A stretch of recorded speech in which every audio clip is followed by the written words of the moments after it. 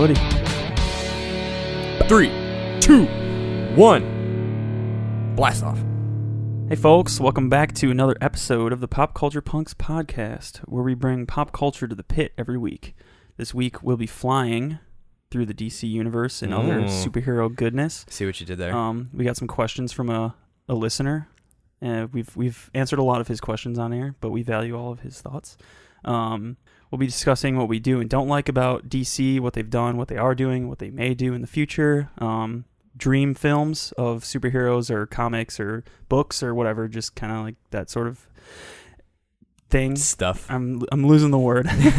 Those sorts of, yeah. The sorts of, oh yeah. Oh yeah. Stuff like that. But before we get to that, what have you been up to, Josh?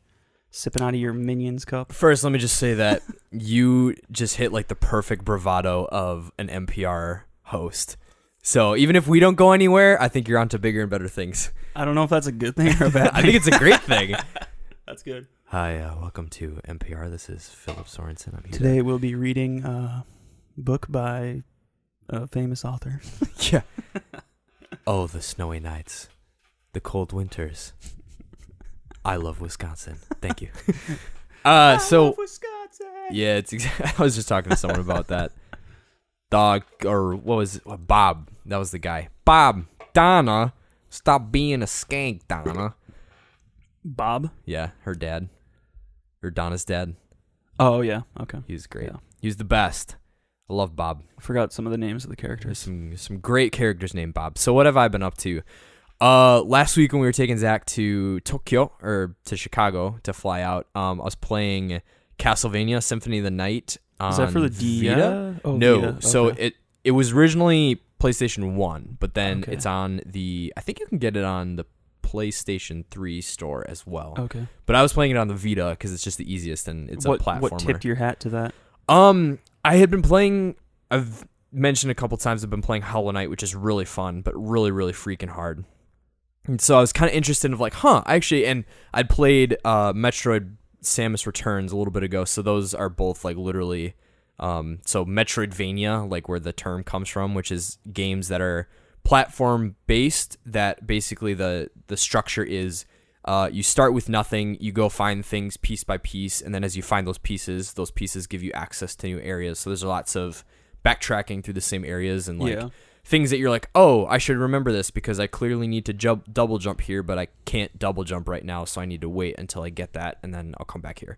Sure. So that's where the Metroidvania term Which comes is from. a combination of Metroid and Castlevania. Castlevania, yes. Yeah, because both of those games function that way. So Hollow Knight is a Metroidvania, and it's also that and Dead Cells. Dead Cells is one of the new big ones that's kind of taken the world by storm in just that style. And so obviously the mechanics and some of the things that they allow you to do differs, but I was playing Hollow Knight, which I really liked, and so I was like, well, I wonder, like, it's from this genre, I should check out other Metroidvania games. And so I looked up specifically Castlevania because I was like, well, I'm curious to see how this was influenced by that, and Symphony of the Night is heralded as like the best Castlevania of like all time. And Colin Moriarty's always talking about that one. Like, it's one of his top 5, I think. It's fantastic. Yeah.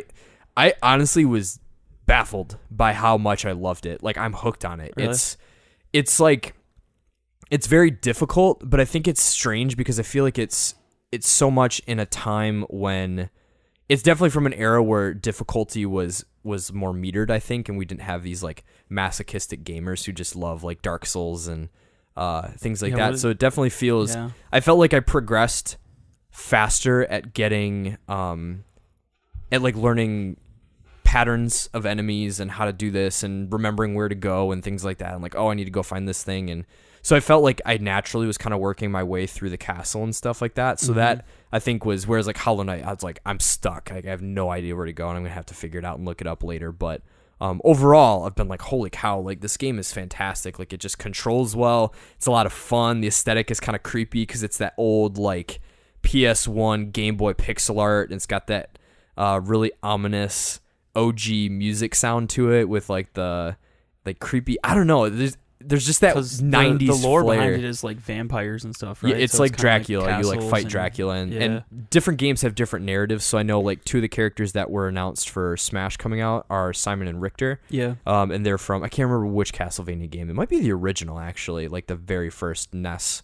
Castlevania game. But there's like different storylines. So I think in Symphony of the Night you play as Alucard, which I don't know what his connection. I can't remember what his connection to everything is. But some stories it's like really detailed. And there's like one is like the son of Dracula and he's coming to like kill his dad, and some are like more it's this other heir of vampire hunters and he's the next in line to go hunt vampires or something like that. So it kind of is over the board with different ones, but it's a lot of fun and it's really short too. Like I think it's only like 8 hours. So I think in like 3 hours I've hit about like the 30 or 40% mark. So I'm progressing pretty quick and I'm starting to get the hang of it and kind of fly through stuff and get going. So highly recommend for anyone that has a Vita or a PS3. I think Vita is ideal just because it's a very quick game and it's really easy to like pick up, play for an hour, get pretty far, and then just kind of like put down, which is kind of like what I like about it. Yeah.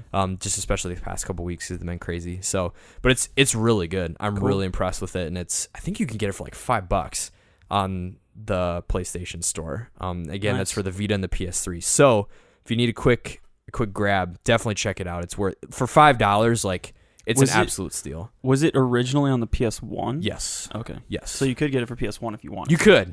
If you're OG. I think because of the title that it is, it's stupid expensive though. So it's not one of those where it's like, oh, I'll go grab it for $10 at the sure it's the local it's up 5 there. and dime, because that's absolutely where you buy video games.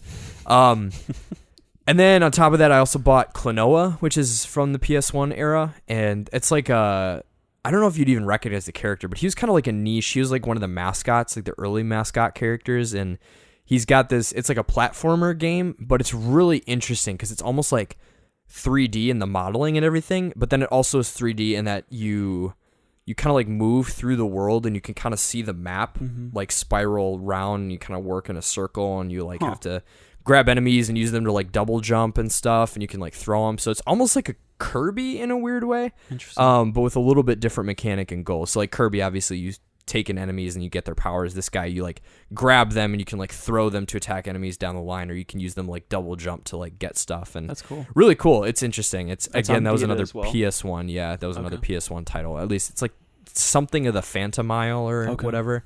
But it's good. So Klonoa and Castlevania Symphony of the Night. So those have been the games that I've been playing the most. I did get my Spidey PS4 and it's set up in my living room, and I've got every freaking game I've ever bought installed on it. Well, not every single game yet. How many terabytes is that thing? It's just one. Just one. So, but I've been amazed at how much I've been able to fit on it and still have room open. My Slim is 500 and I keep having to delete games. Yeah, it's annoying. It's crazy how much like 500 gigs. Because to me, I was kind of like, I'm going to need like 2 with everything that's coming out. But then I installed a whole bunch of huge titles Friday when I picked it up. And then I was looking at the total load, and I was like, I don't even know if I'll hit 50% with all the stuff I already have on it. And the nice thing is you can at least put your saves in the cloud. So then if you wanted to delete the games, download for now to install another one. Which is what I've been doing. Like I just pop my saves in the cloud and then delete the game, and if I ever want to play it again, I'll just re-download it. So definitely. It takes like 10 seconds. Yeah, and I do have to say, I'm irritated that Sony didn't do this right out of the gate with the standard PlayStation, but with the Pro, if I did ever want to upgrade their hard drive, it's just a tray in the back that you literally can like pull so you could out get and it too. slot. So it'd be really easy to change out, which I was like, oh, that's thank God, because with the old ones you had to like slide off the top. A 1 terabyte hard drive to it. Man, I'm not about that. It's all about the cheaper, aesthetic. Yeah, it's probably way cheaper. Yeah, but so it that's nice and slick. Yeah, I still haven't started whatchamacallit, Spider-Man the game. I've just been seeing more and more reviews. I follow like a crap ton of like comic people now. Oh sure, and, they like just everybody is basically saying like, if I started playing this game, then I wouldn't ready. I wouldn't be getting any of these comics done. Like, please pray for me. That's funny. Like stuff like that, That's or like hilarious. people who are playing it, and like I'm just like, oh, I want this game. Yeah, I'm fun. stoked to try. But the reason I haven't been playing it yet is because Friday night and Saturday, my cousin and I built this glowing monstrosity thing. Yeah, it's like the size of my torso. It is actually. It's huge. But so we built a desktop that I'm hopefully going to be doing some more intense like video stuff and things like that. So now we're just I'm in the phase of like got to see how everything shakes out and make sure I installed everything and if I need to change any settings or whatever. Yeah, buddy. But so far so good. Everything's been running okay so far, and it's man. When you showed me The Witcher, yeah, I was we fired up The Witcher 3 on Ultra, and it was like buttery smooth.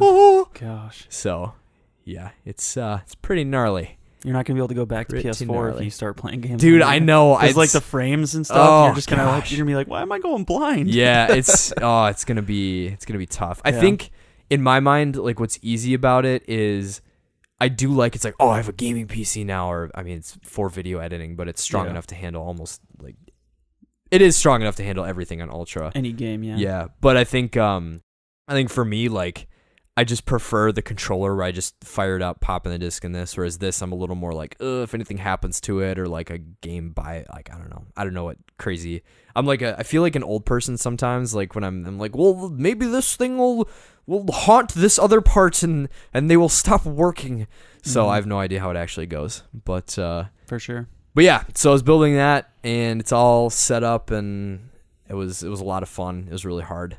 There's a lot of parts where like there's a point where we were trying to install this like special type of solid state drive that's like super tiny. It's like a chip versus like a smaller hard drive.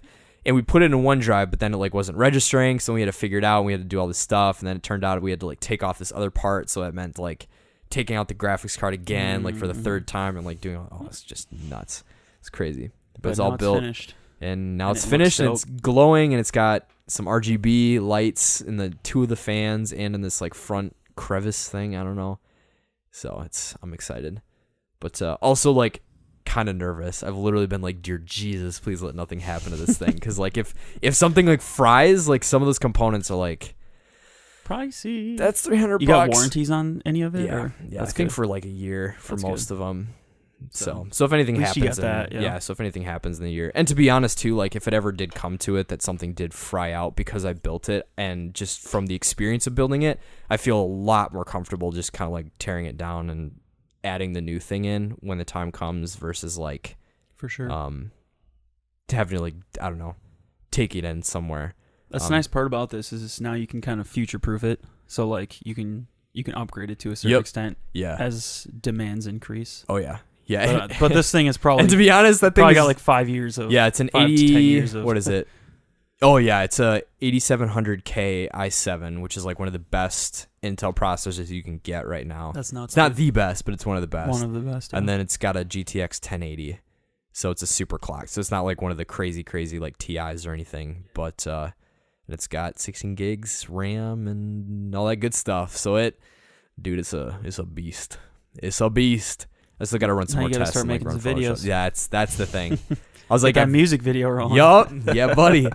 So that's that. So it's been there's been kind of a halt on a lot of the other pop culture stuff I've been doing as a result of that, especially this weekend. But I did pick up Neuromancer, so William Gibson's novel, which is like a cyberpunk book from the 80s I talked about a couple episodes ago. I said I was going to give it a shot. I'm 100 pages in farther than where I'm at, so I was at like, I think it's like 250 total, at least my cover. It's like a smaller print. Mm-hmm. And I'm at like 150 or 170 of 250. And so 100 pages later, it's much better. I think I still have the same gripes. Like, I think there's a lot of things I still don't fully understand, or I don't get what he's trying to convey. Probably just because it's a product of its time to some extent. Yes, and I think also too, I think it was kind of an eye-opening experience. Like, I think just kind of like with our motto of just trying to find like, okay, what is good and what is bad, and like, is it ruining it for me, or like, is there something that I as the consumer need to do to like maybe not be like, well, he should have written it how I wanted to read it, and like because he didn't write it that way, that's bad. Versus where I feel like I've kind of been growing as I've been reading it, is it's like, okay, I'm not going to understand every single thing of like what them plugging into this thing means, or like what this thing is that he's mentioning that this character is interacting with. And as long as I get like kind of the gist, I feel like I'm more just kind of along for the ride versus like trying to like selfishly get something out of it and then critiquing his style for like not getting that thing that I was looking for. Yeah.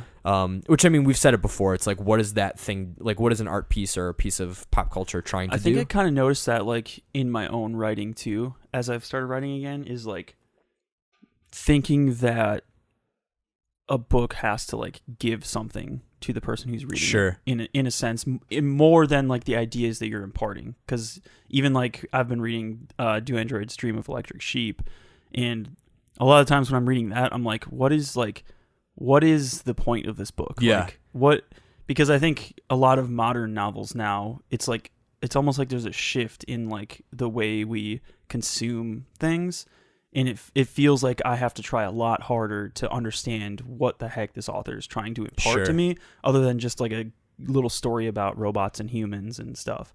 But I think that's almost like the fun part about reading those types of books is kind of parsing that apart. I don't know if that's your experience. Yeah, definitely. Yeah, and I think part of it comes from an academic background of it's great being from like an English degree background of just kind of having to critically read things and like look for stuff.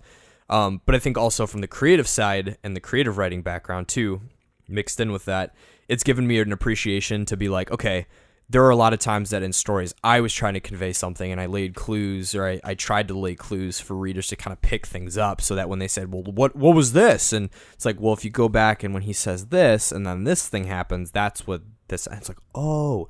So I think kind of like practicing what I preach in a way. Yeah. Like if I'm going to try and do that with my writing, or like include things that to get people thinking, or to like let them do some of the imaginative work as they're reading. Yeah. I was like, I should probably not be a hypocrite, and I should do that too.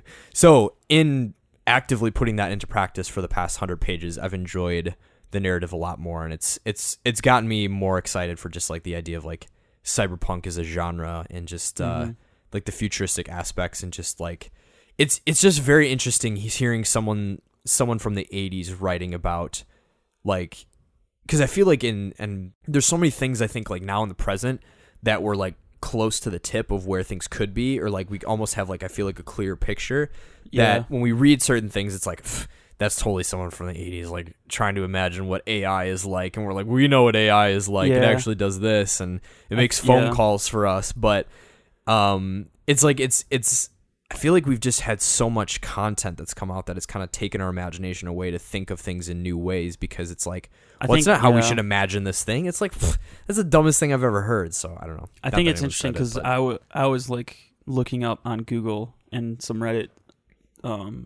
threads on like what good modern cyberpunk novels are. And a lot of people were saying like the problem with people trying to write cyberpunk now is that like we're almost like living in what they imagined what cyberpunk was, minus like the flying cars and robots walking around, but like we're kind of there with like the technology overtaking our lives to some extent, and like being so immersed in this like virtual world that like almost like cyberpunk doesn't like there's like a different level of thinking about the future that we have to engage in now. Like what are the ramifications of actual like the AI that we are developing, or so it's kind of an interesting genre of like we're almost like living in it to some extent now, like the futures that these people predicted. So it's weird, and it's strange because I feel like the thing that's currently, I mean, obviously we had Altered Carbon that came out, which was a show that was dedicated cyberpunk, but I feel like Black Mirror is actually probably one of the closest things that kind of almost, because I feel like in a weird way, and maybe this is the difference, is like Black Mirror is very, I mean, it's dystopian, but so much of that dystopian stuff revolves around technology, and I feel like what maybe makes it different of like cyberpunk versus dystopian or modern dystopian stuff is that cyberpunk almost has a fantasy element to it, where there's things that kind of like break the laws of logic and physics in a like more direct, like, no, we wouldn't have like people's personalities uploaded to like sleeves, and you wouldn't be able to like digitally download yourself into something.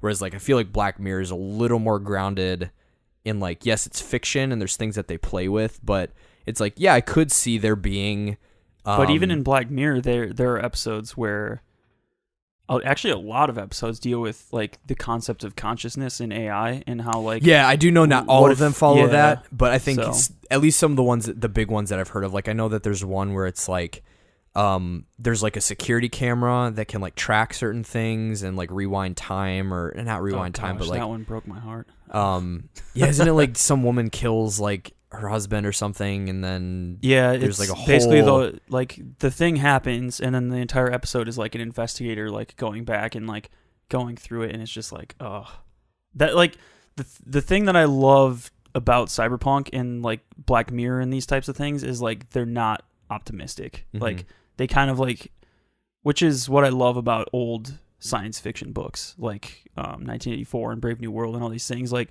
they don't have happy endings because they take things that are happening in the world and then they push them to the logical extreme and say like this is what will happen and if given these circumstances. Whereas I feel like a lot of fiction nowadays is just like these are the even if it's not fiction, I wouldn't say I've read like the plethora of things available, but like movies and TV, it seems like it always needs to have that like happy ending that it always needs.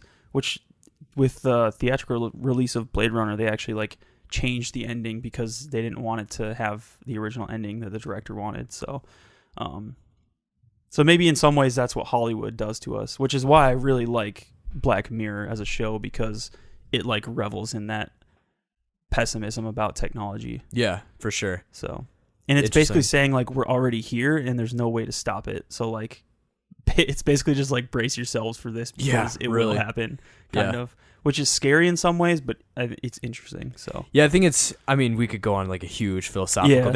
I think that would be a fun discussion at some point, but I do think it's a very interesting discussion of like we're not at that point yet, but yet we like act as if we are. And so, because if you think about it, like some of the technologies we're dealing with are so new, and you think of like how fast, people were blown away by like the car, but like that's one of the things where it's like, oh, mine broke, I'm going to go get a new one. Or like, well, I'm going to call Lyft and like, I'm going to go on my app on my cell phone that has access to hundreds of different millions of different pieces of information, and I'm going to go do this or that.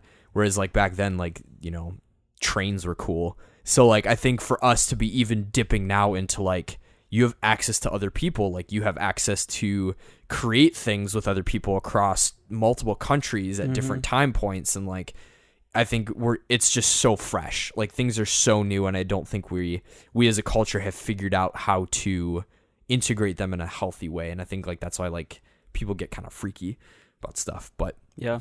So anyway, until people start like cutting off limbs and making like robot stuff and then like doing that for fun versus like embrace necessity. The robot overlords. Yeah, it'll be I can't wait for Skynet to kick off. That'll be great. It's pretty much it. And then my last little shout out is I had kind of a fun Twitter exchange, just kind of reveling in like writing and stuff and creative process with his name is Hugo Boylan, I believe. And he's on Twitter, so it's at Hugo Hugo Boylan Boylan, I believe.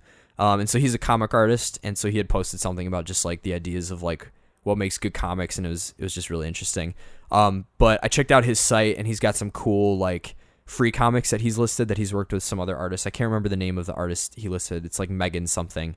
But she does a really good job with the art, and he wrote the scripts and stuff. So one of them was like the Lord Heist. I feel bad butchering the names because I was like, oh, I'll shout you guys out. I can pull it up quick. But essentially it's like he almost has what function like short story comics. So they're not like, 50, 60 page issues, but they're kind of like just one-off handful of pages, like maybe 20 pages of a comic, and they're really good. They're really cool. Like little short stories kind of? Yeah. So it's almost like a comic short story. So, but yeah, so I read a couple of those and was really interested. So if you want to check out his stuff, you can, I think, follow him on Twitter at Hugo Boylan, or I think he has also the name of his website. Yeah, it's just hugoboylan.com. So yeah, and that's pretty much the general stuff that I've been working on. But nice. I was peeking at your list, and I did see we got Witcher 3. You picked it up again.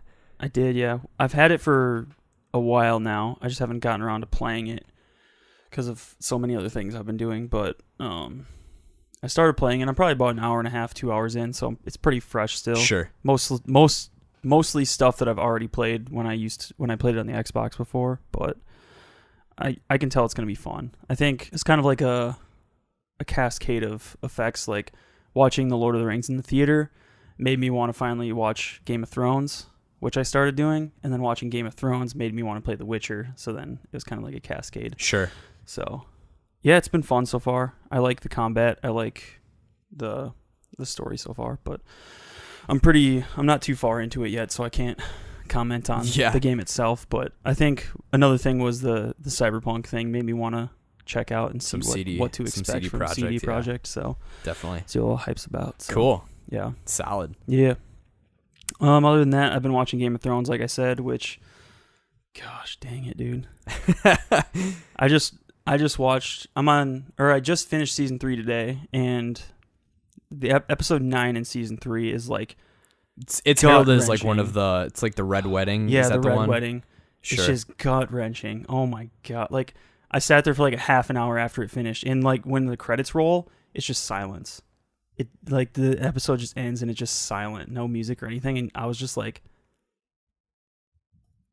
literally just sitting there in silence. I was like, I don't know what to do right now. That's awesome. And so like it was one of those episodes of TV where you're just like, I can't believe that just happened. So wow, it's such a good show. I think like I can't even explain it. Like I feel like I can see why it's so widely popular because like it's got it's like a history show, it's a political show, it's a fantasy show, it's got intense action scenes. Like they're not afraid to cut people and slit people's throats and chop people in half and like just all this insane stuff, and like it's just insane of a show. Sure.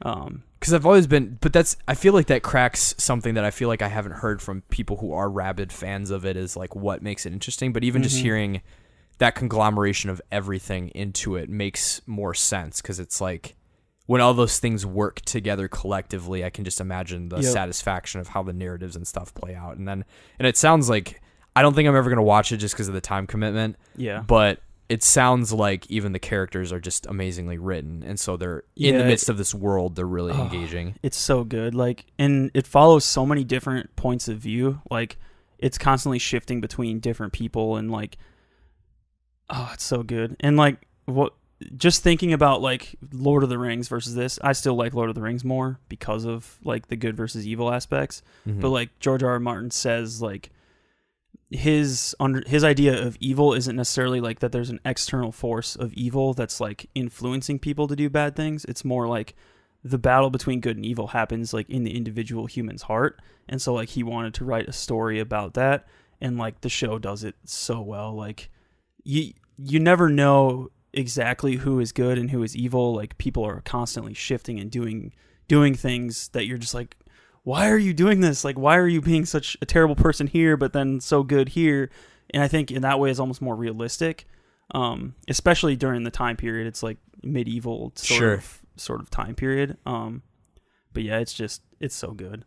But it definitely has like really intense gore. Like there's just like scenes where they like slit people's throats and the blood just flows. There it goes. It's like it shows all that.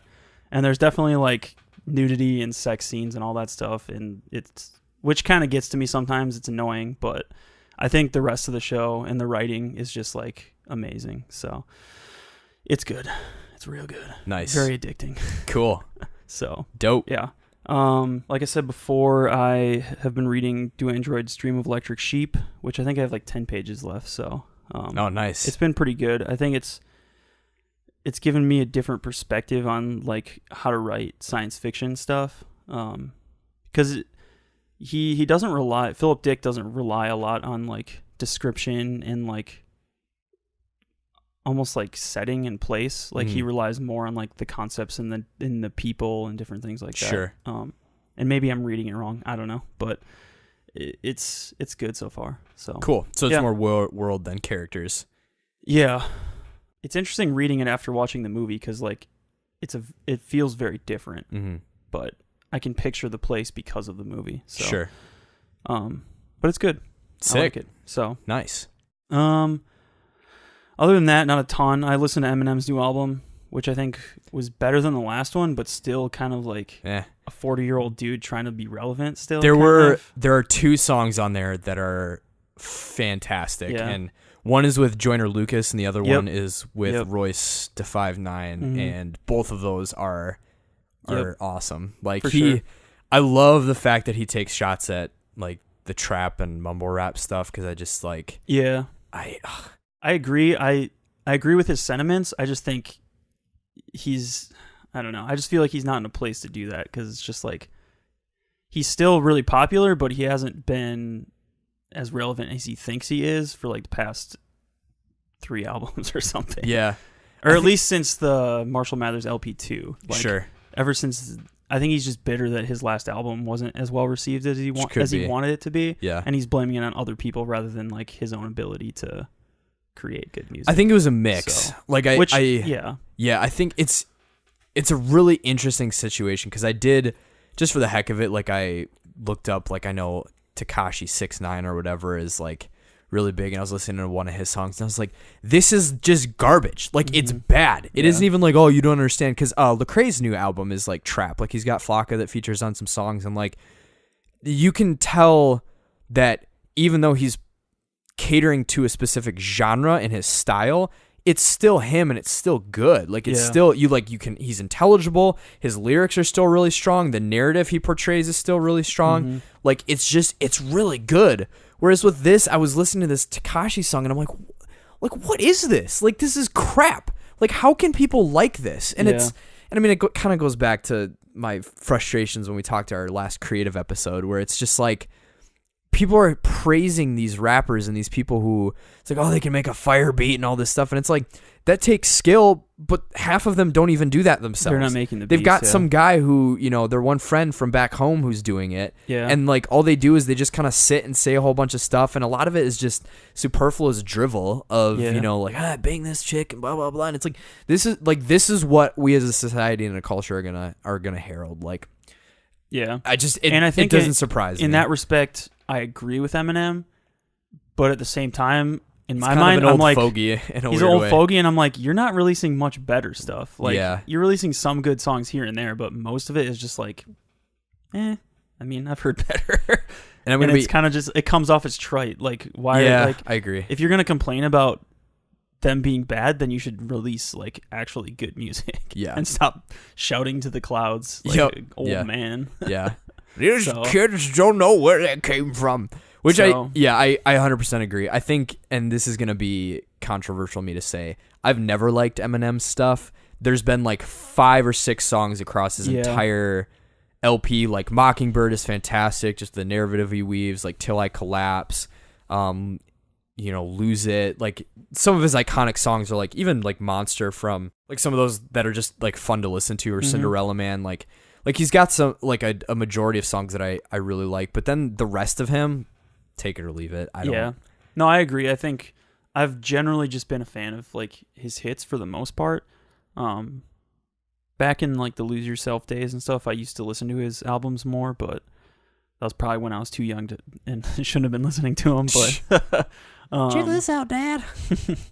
But yeah, I think like the path that he's paved in hip hop and stuff, he's definitely still as popular as he's always been, I feel like, because his fans are so like rabid and like so intense. Like that's where the term standing comes from. Like that's his fans like that are like that. So I don't know. I think like in my mind I'm just like, I don't know, like there are some good songs. Like usually I listen to his album and I'm like, there's like 2 or 3 songs that I could listen to, and it's been that way since a long time. Like the last 6 albums I feel like have been like, I don't know. So I don't know. I don't have much more to say about it. It's just whatever. Yeah, and then MGK released a diss. Dude, I was like, we got beef. Yeah. That white rapper beef. Basically, and then G-Eazy released a MGK diss. And the whole internet was like, what's up with these white boys? Like, like they're fighting mad again. Yep. At first there were some good lines in MGK's diss, but overall I was just like, what are you doing, dude? Like Eminem's still like 10 times more relevant than you are. Right. And you're just like, I don't know.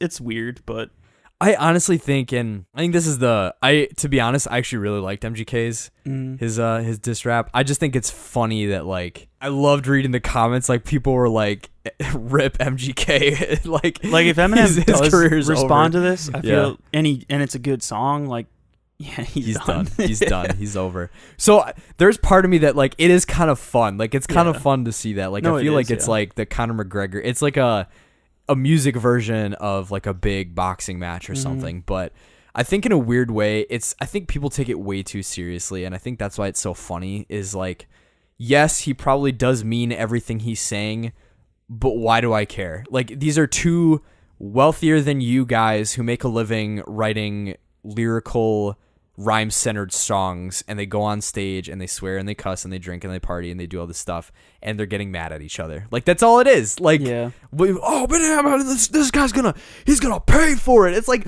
who cares? It is funny. I think people love the drama. Yeah. Oh yeah, it's. But I think that's where I crack up even more. Is like I wouldn't be surprised if it's fake, and not that it's fake, but that MGK is like, I'll get a couple album sales off of this, and Eminem's like, go ahead, say what you want. Like it's only bringing our names to the top. Yeah, like for all three parties involved, you have G-Eazy, Eminem, and MGK now, who are all probably in the top commenting lists in the hip hop industry, just because of the fact that it's like, even if people are chastising them, they're still in the discussion, and being for them talked about. Yeah, exactly. So it's like no press is bad press, and I feel like people don't remember that that's a thing, and so it's just funny when they're like, man, this is gonna be huge, and it's like, I'm just interested to see if Eminem responds. I hope he does. I feel like he like grew up. That's where he got his cut his teeth, his battle rapping and doing things. So hopefully he can come back with something and just slice him and dice him. Yeah, just get him. Oh, that'd be hilarious. But even if he doesn't, who cares? Like Eminem still sells tons of albums and stuff, and MGK will probably still sell fine too. Yeah. So, but whatever. And I don't know why he jumped in. I mean, he definitely sells a lot more than MGK does, but it's a different demographic, I think. So, yeah. I don't know. Weird beef. So, a couple news items. We talked about Spidey already. Captain Marvel, some photos got released, and that's looking pretty cool. I'm excited for that. Skrulls. Yeah. Oh boy, it's got young I'm excited Ronan. for more like spacey stuff, cool. because Guardians is on the back burner now. Yep. So yeah, maybe indefinitely. Yeah. Which, but yeah, I'm excited for that. And then Henry Cavill, I don't know how to pronounce his name. Cavill. He is playing Geralt in Witcher 3, which is funny because I was looking at like the timeline of that, and like he was in an interview for Mission Impossible, and somebody just asked him like, if they made a Witcher TV series, like, would you ever want to do it? And then he was like, yeah, I'd love to. Like, Witcher 3 is one of my favorite games of all time. And he's a big nerd. Like, he's into World of Warcraft and all that stuff. And then eventually, like, all of a sudden he is playing Geralt, and I'm like, dang. My bad news flash. Yeah. So yeah, I'm excited for that. Hopefully it'll be good. I honestly think he's gonna do a really good job. Yeah. Like even though I don't like the Superman movies, or like him, like Superman, how he's written, like I feel like Henry Cavill's always done a really good job. Yeah, I just feel as like an actor in general. Assuming the DCEU is a hot mess, I feel like Henry Cavill is like the redeeming part of all of that in some ways. Like I like his Superman. Yep. Yeah. Just not the people who are writing it. Yeah. But like I feel like he plays like the overbearing, like confident, like hero. Yeah. Well, so definitely. So I'm excited. I even just to have a show of that, I think will be really cool. And just like I don't know. I people have always been wary of like gaming centered media or like movies or films or whatever, but I think this could be with it in the hands of Netflix, and I think if they get the right people, and who knows, maybe they might go to CD Projekt and like get some of the nice thing is it's being more based off the books than the games, and the lady who's directing it is working directly with the writer of the books. And so he's like more involved in I have the script. first one, but do you? It's like I can't remember what the name of the guy is. It's like some Andrew, crazy something Polish. Yeah, it's like a the crazy books are Polish name. Yeah. Yep. So that I think that will help it. Definitely. Yeah, I agree. Like anything that tries to be a game is like the game's already telling the story that needs to be told. Like leave it be. Just leave it be, because then it ends up just being weird and the same story in movie form. Whereas with a book, you're more adapting the story to a different medium that feels more natural. So For sure. hopefully it'll be good. Yeah. I'm excited to see him be Geralt. Absolutely. So yeah, that was a lot of stuff. On to the meat. On to the meat, which will probably be like half an hour. Right. The non-meat. We got a couple questions from our boy Marky Mark again. Yeah. We still got a whole list of questions from him for We're a lot working, of different buddy. people. So We're we're getting there. working through them. And we'll get you your stickers. We owe him like the rest of them, basically. You can have the rest of the You just stack. have Nobody the else 50, wants them. Yeah, give them to your friends, which is us. So I guess you give them back. Yeah. So his questions are, what little-known character from a graphic novel you have read recently would make a good movie character? I'm also interpreting that as, what would you like to see be adapted into a movie? Sure. Of graphic novel, comic, Yeah. whatever. It doesn't have to be DC, but... is Shazam going to be the greatest DC movie ever? That's a big shoe to fill. Or am I going to get Green Lanterned?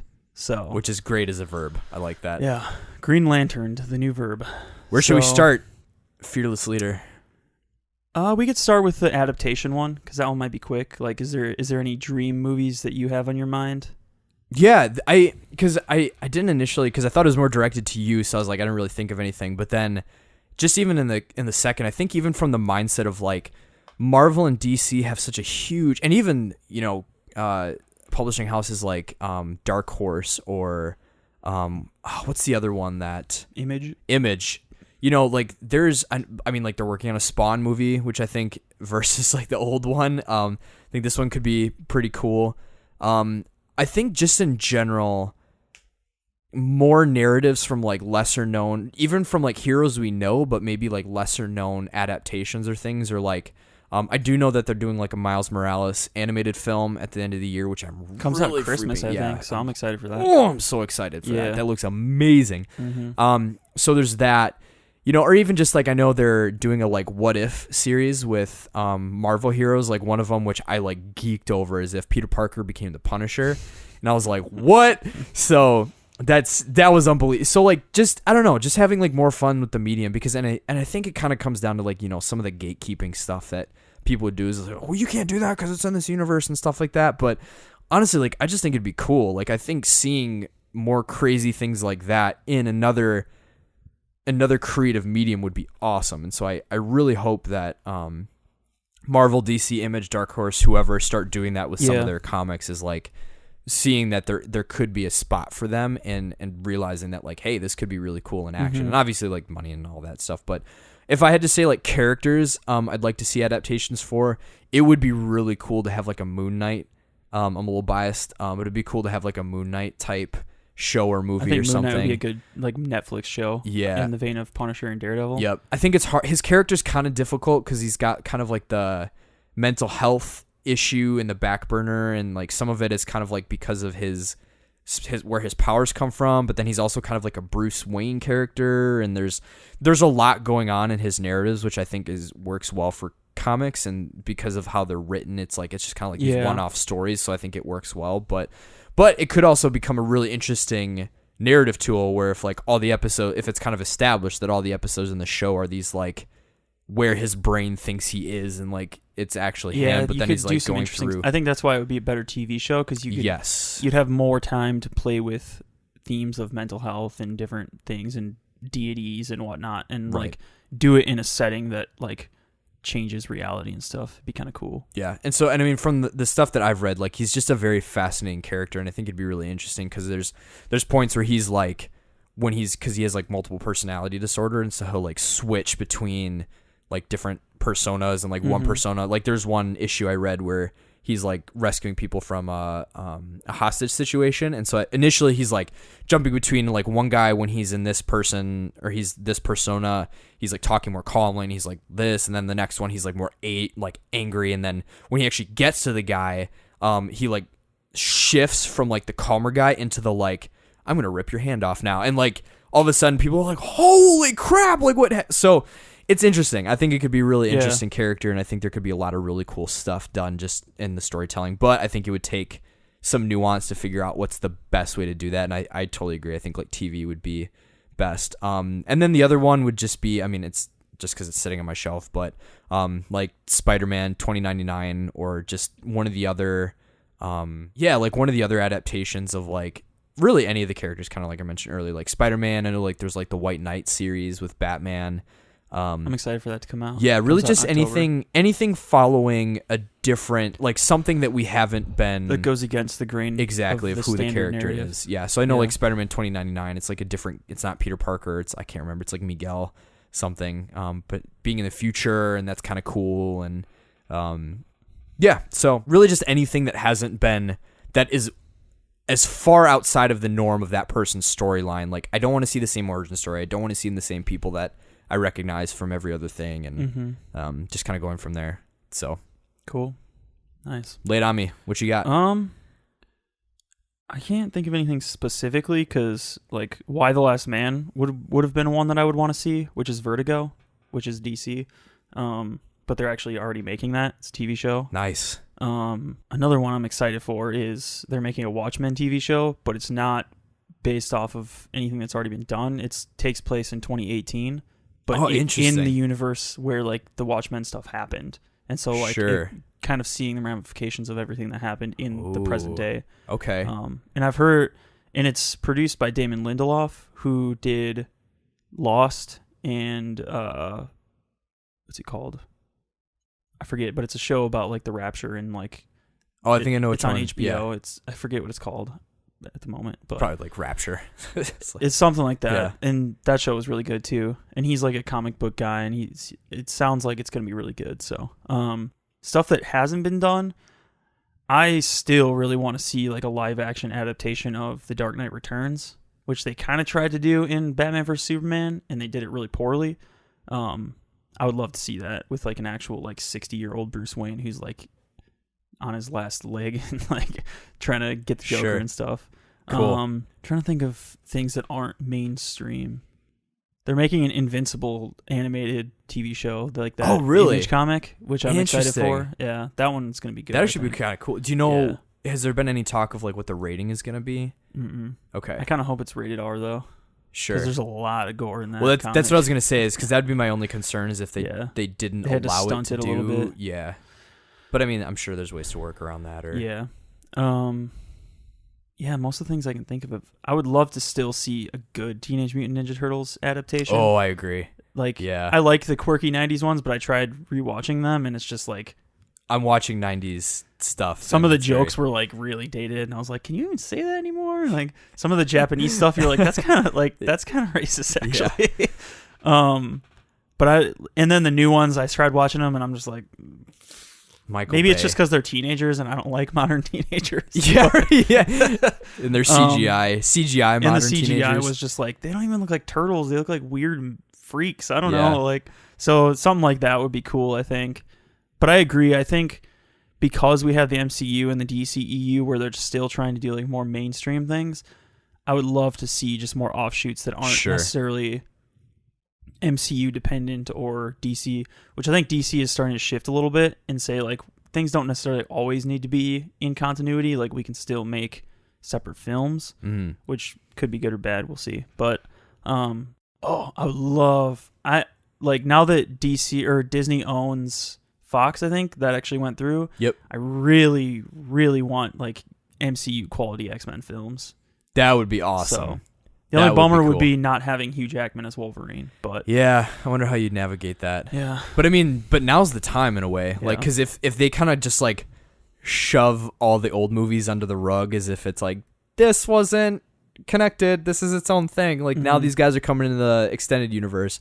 I think they could could do a good job of finding someone to fill his place. And yeah. So Henry Cavill? I know they're gonna do it because Kevin Feige or whatever how you pronounce his last name has said like if he gets the green light, like he's gonna do it. And so like it's just a matter of time, I think. Yeah. It might be like 5, 6, 7 years, but I'm excited for that. For sure. So, yeah.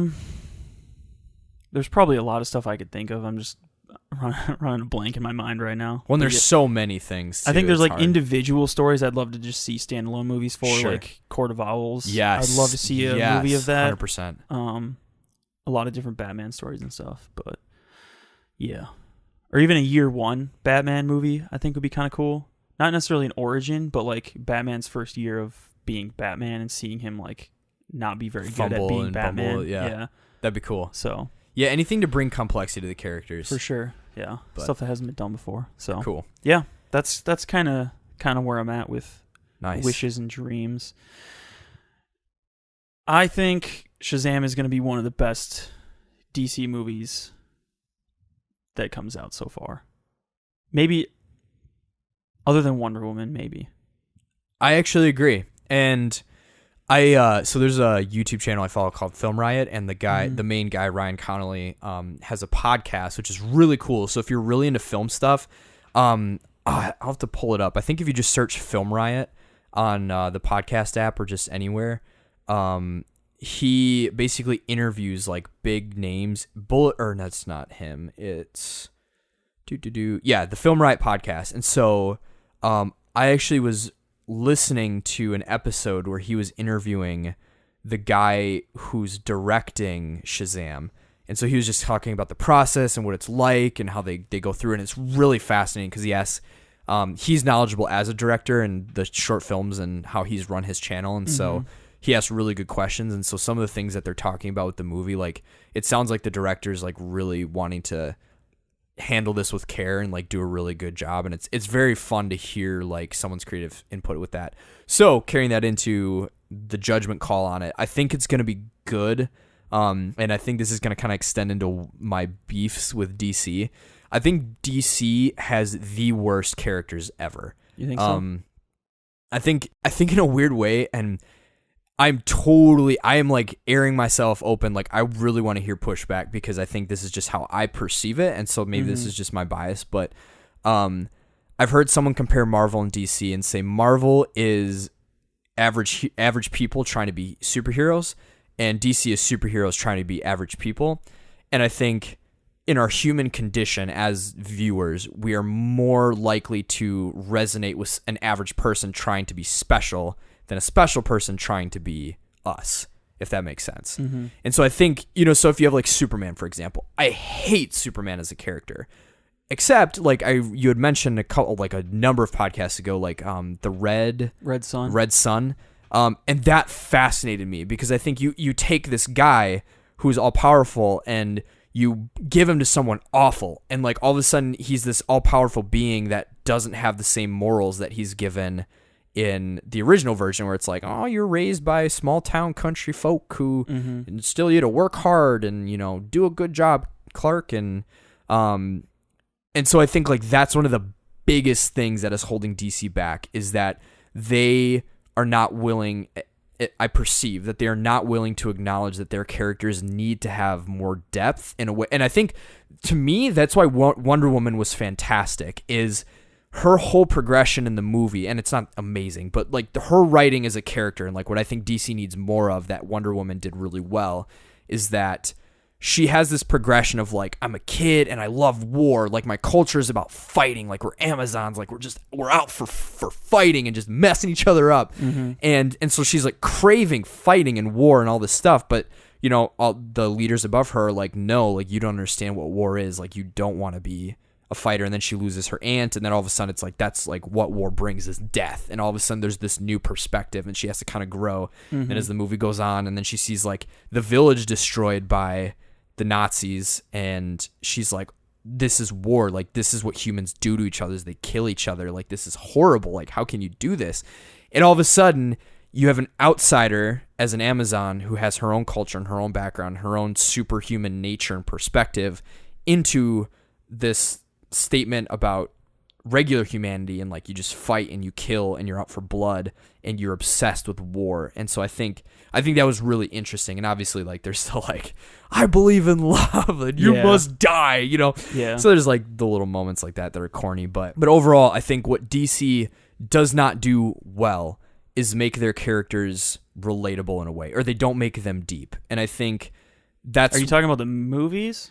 Yes. Okay. Because I think the comics do a much better job. And gosh, yeah, we have to like toe that line because I know the DC... Like I really enjoy it, and I think that's why I really enjoyed the Court of Owls, because that's the first one, right? is Court of Owls and then City of Owls. I think so, yeah. So finishing the Court of Owls was awesome. And I think what's so good about it to me that I think the modern DC stuff in the films and the DC universe isn't doing well is the Court of Owls like it's showing Batman growing crazy, like very seriously. And like to the point where you're like, whoa, like this is messed up. Like he's messed up. Like he is just wow. Yeah, and I think like to your point, I think DC has traditionally been like their characters are gods amongst men, whereas like Marvel's characters are just people who also have powers that could make them gods basically, but the tension is like, how do I be human and a hero at the same time? Yep. Whereas DC's heroes are,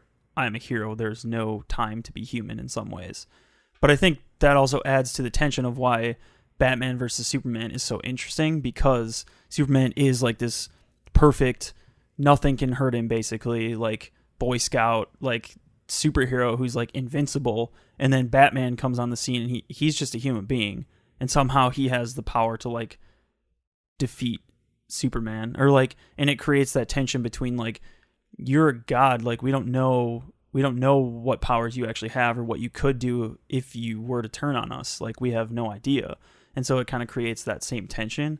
So and yeah. I think you're exactly right. And I think that's the reason I didn't like, and which is what they missed in Batman vs. Superman. Exactly. They didn't actually deal with that tension. They shifted the narrative too quickly to, oh, big bad guy again. Right. And like, oh, here's, there's all this death and stuff like that. And so, yeah, I think like to me, that's the exact reason why, because to be honest, as I'm thinking about it, I think I could love Superman as a character, but I think in the recent movies, even like Man of Steel and like and just the majority of the stuff I've seen like Superman in, he's always virtuous. Like because he has to be in a way, because otherwise he's dangerous.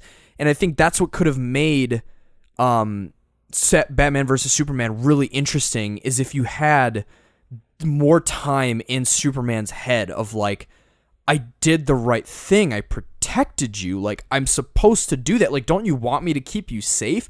And they're like, no, because you might freak out and start killing everybody. Like, we don't know when that's going to happen. And so for them to him to actually wrestle, well, like, why do you have that fear? Like, don't you trust me? Like, haven't I proven myself to you? And just giving him depth. But what happens is he's like, well, I know I'm good, and I saved Lois Lane, and I did this, and I saved this. Like, why are you mad? And there's just like, it's so quick, like those deep moments that should take a lot of like brooding and thinking and like maybe even like questionable decisions. Like maybe in one of those times when someone throws an egg, he like, his eyes start glowing a little bit, where he's like, stop, don't do that. And then he has to like control himself, because he's like, no, I can't become what they think I am, or what they're afraid of me to become. And same thing with Batman. Like, this dude just got beef, like white boy beef. I don't know. But he just, it felt like in the movie, like what DC doesn't do is they just don't give them, other than past example Wonder Woman, they don't give them a lot of like, why are you doing this? Like what is your deal? Like why are you so hell bent on taking this guy down, Bruce? Like what's your beef? And like, we know as the audience, or we are anticipating as the audience we're anticipating as the audience what it is. But when we're anticipating and we're like, you should go this direction, or you should tell me why this Bruce Wayne is so angry against Superman, like, let's get it going, and then it doesn't happen, I feel like it comes across as... I think there's... The thing that movie was trying to do, they didn't do, because they were trying to paint Superman in a bad light, not because Superman is bad, but because of the things that he brings just by his very existence. Like, the reason Batman is supposed to be mad at him is because he destroyed a city, or because of all these alien things that destroyed this entire city and killed thousands of people, because they were coming to Earth to attack him. And so, like, but they didn't do that in the movie. They didn't, like, show the dichotomy between, like, maybe if Superman didn't exist, or if Superman wasn't here, then these alien freaks wouldn't be attacking our planet. Like, they would leave us alone if he wasn't here in the first place. And so, but they didn't explain that. It was just kind of taken for granted, like, we should know that, which I think is why past Batman movies have worked. Like, I forget the names of the three movies. Batman Begins, Dark Knight Rises. Okay. Yeah. So like in the second one, Dark Knight, like the whole tension in that movie is like the thing that Joker keeps bringing up is that like they exist for each other. Like Batman and the Joker exist for each other in some ways, or at least that's what the Joker believes. Like, and so he's like, you need me and I need you. And it's kind of like this thing of like, well, if Batman didn't exist, would all of these like insane bad guys ever rise up because they don't feel the need to challenge him? And so like in watching Civil War made me think of that, of like Tony's mindset in that whole movie is like maybe the reason a lot of these bad guys keep rising up and destroying all of these cities and different things is because of us. Like maybe the good guys are the problem. And so I think that's what DC has failed to do a lot of the times in the movies, is show like sometimes the good guys are the fault of all of the disasters that are happening. Right. Or at least if they're not, if it's not their fault, like dealing with that moral ambiguity and moral complexity. Yes. I think definitely. the movies don't deal with that. 100%. But my hope for Shazam, going back to that, is that they actually will deal with that because of the nature of Shazam being a child. I think it makes it a little bit easier to show that. So, and that was the thanks for bringing it full circle, because I think I got caught in the like what it's doing. But that's verbatim what I was gonna say. Is I think like what makes me excited to see Shazam is that his character lends itself to be interesting, because in a weird way he almost has a Marvel quality to him, which I mean, like, I don't want to, be blasphemous. You can't compare him. Technically, his name's Captain Marvel. Captain Marvel, but like in a way, he has more of a Marvel upbringing where he is a kid who all of a sudden is given these powers versus Batman, who's like rich and then goes off and does these things, or like Wonder Woman, who's from another like place and then comes in, or Superman from another planet and comes in. And so I think having him grounded, you can do some of these comparison things where like it's going to be interesting to have like his childlike nature in this being that has all this power. And I think that's why I'm anticipating that it's going to be much more interesting to watch Shazam on screen in the movie adaptation here than what we've seen so far of Superman, because Superman hasn't had to wrestle with anything. We have not It's been basically given, like, what if Superman was a little bit less unsure of himself? Like, what if he was a teen, or I don't even know if he's a teenager. I think he's like 13 less, or I guess that's technically a teenager, right? But like, what if he was pretty young, yep, and had to deal with that? So, based on the trailers I've seen, I think it's going to be good. I think it's going to add a little bit of that lightheartedness that the DC EU is begging for. Yeah. So, and I don't even know if it is a part of the DC EU. I think it is, but I don't know how they'll tie it in. So, I'm excited for it. I think I'm definitely going to see it. I'll pretty much see any movie Marvel or DC releases just because. But dude, so, I'm less and less wanting to see Venom, and I think it's interesting. It's that exact thing. What is happening here? Like, what's the complexity of Eddie Brock? Like, why is he doing what he's doing, or why is he going along with it? That's the thing, is like in the trailers they're trying to say like Eddie Brock is a virtuous person, and then not virtuous, but like he's the good guy. He wants to do what's right. Right. And then Venom takes him over and then just starts eating people and killing people and whatnot. And somehow we're supposed to believe that that's okay. Like, it's not even really attention. It's just like, oh, he's going to do that, I guess. Like, he has no control. Mm-hmm. And maybe that's Venom's character. I don't know. But it just seems, I don't know. Yeah. I'll probably see it just so I can comment on it. Yeah. But I'm going to see this one so I don't have to see the other two. Yeah. If they make a trilogy, I'm probably going to be out. Yeah. But, I'm excited for Shazam, and I'm excited for Aquaman 2 coming out. But we'll see. And again, I think Aquaman, if it does kind of what Wonder Woman did in bringing in, yes, he is a supernatural being and has to navigate complex things. Like, really, even if they just have depth as people, like, I just want them to, like, wait, Batman, you're not concerned at all that, like, you're just doing this stuff? Like, you haven't thought, because, given an example moment, like, what if in the Batcave when Alfred comes in and he's like, why are you going after Superman, Master Wayne? And he's like, he has a list of, like, these are all the people that died, like, as a result of him being here. Yeah. And he, like, blamed, and just, like, the language they could use, like, he came here, they followed him, as a result, these are the casualties.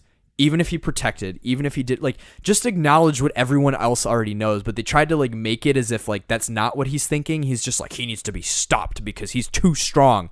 It's like, that's not the issue. The issue is that he's super strong and he killed a bunch of people.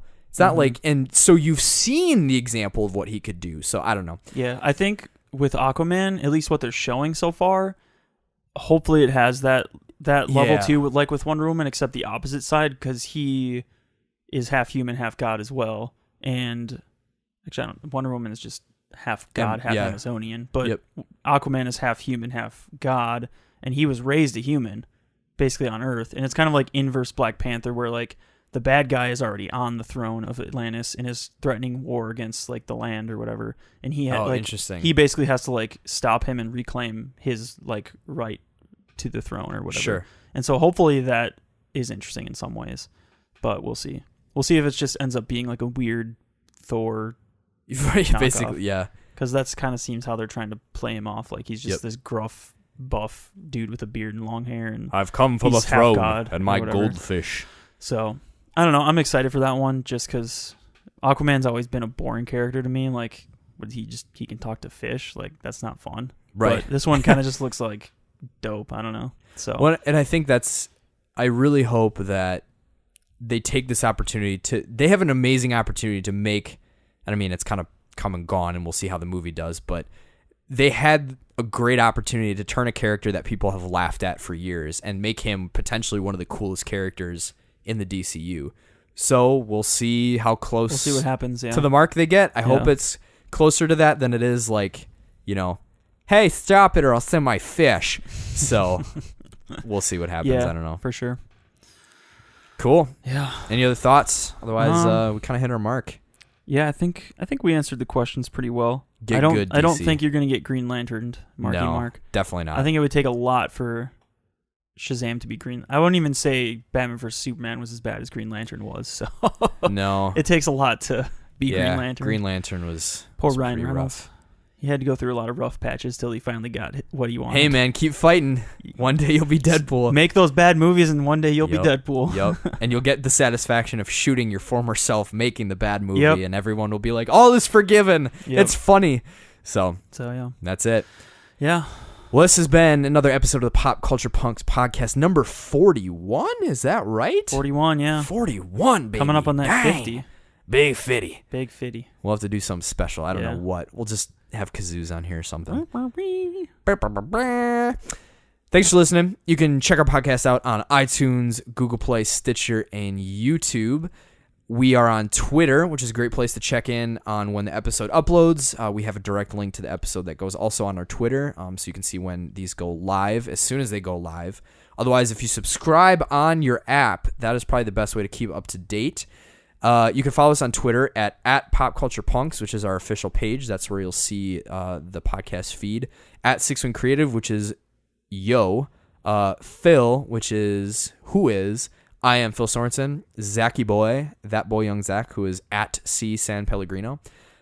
Chris is at Chris of the Vast. You can check out our Redbubble page for some cool merch. And as of like 2 weeks ago, we are also on Threadless. So keep your eyes out. They're really good about doing like percentage off deals on stuff or like free shipping if you order things. And Redbubble, every shirt I've bought from them is really quality. It's top good quality, stuff. Yeah. I've gotten a couple mugs from them too, like the travel mugs, and I use them all the time, and they're really good. So it's good quality stuff. Check it out. Definitely keep your eyes on our Twitter feed if you want to see like when deals are going on. So if we see a percentage off going on like shirts or hoodies or hats or whatever, we'll keep y'all posted. Yeah. Other than that, I think that's it. Is there anything else? Instagram. Oh, I think we're going to get Instagram set up and more active, hopefully. And now, which I need to get the deets from you for that. So thanks for reminding me. And now featuring Instagram, so we will be on the Gramster. In church today, our pastor was joking about like he was talking about like this coaching thing he did, and he called it like Snap Insta Twit something or other because he was like, I don't know which one it is. I don't know, one of those social media. Yeah, one things. of those things where you take photos of yourself. But yeah, so we'll be on Instagram going forward, and we'll just be posting like funny pictures and things like that. We'll be trying to tag a lot of stuff. Again, just to call out back to our merch things or whatever. If there's any designs that you would like to see, we've got some cooking.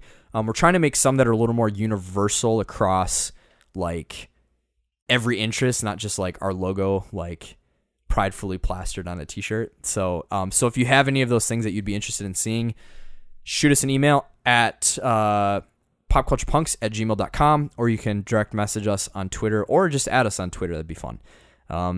Yeah, that's it. Yeah. We will catch you all on the next episode. Thanks again for your ears, for tuning in. We love it. We are so thankful. And with that, we bid you a fond cowabunga. Cowabunga, dude.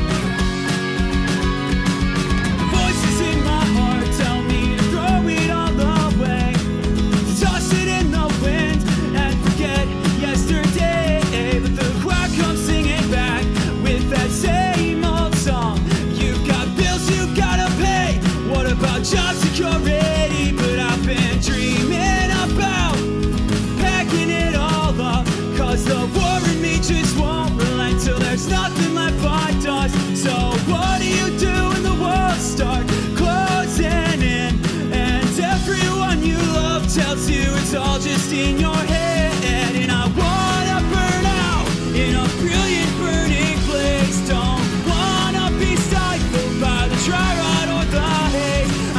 Giving up, I just don't have the time to waste all my days rewriting all these lies. I'm not giving up, I just don't have the time to spend another moment living someone else's life.